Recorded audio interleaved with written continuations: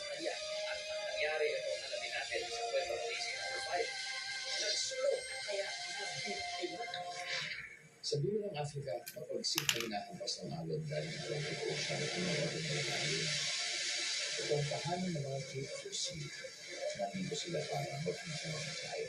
Sa Agos, ang tawagin ay Venezuela, matitikman ang isa sa pinakamalaking pagsasalo sa buong mundo. Ang bilis ng mga isla, kaya kailangan makipagsabayan ng mga sila. Ang kanilang sensitive whiskers, nakakalitect ng vibrations ng mga isla. Sa dagat, kaya nilang tumarulot ng 40 kilometers per hour.